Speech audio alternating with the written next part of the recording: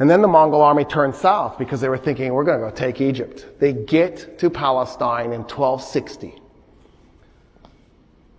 By this point, the Ayyubids have been overthrown and they've been replaced by the Mamluk. Mamluk means owned. At some point, the army, which was largely made up of armed slaves, asked itself a really strange question. Wait a minute, I'm a slave, I have weapons. Almost nobody else has weapons. Why am I a slave again? And they rose up and took Egypt over. They were like, no, I'm not doing this anymore. So they're ruling Egypt. It's their responsibility to stop the Mongol army. At this point, the Mongol army had never, ever been defeated on land. They had conquered China and everything between Palestine and China, and nobody had ever beaten them in the land battle.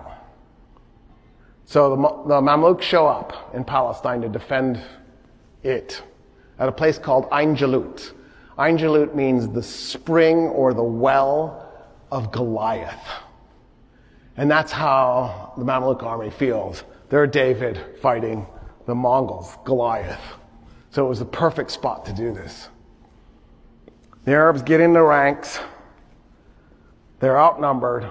The Mongols had silk armor, which was really better than metal armor. When an arrow hit the silk, because it's very hard to cut the silk, it would bunch up in front of the arrow. So it'll still stick in your flesh, but because the silk is bunching up, it'll stop the arrow. And then what you do is you just grab a fistful of silk, you twist, and you pull the arrow out, and the injury is minor. So like the Mongols even had this fantastic silk technology that they were deploying on the battlefield. The Mamluk know they're probably not going to win, except for one little twist. Turns out they had just invented the cannon.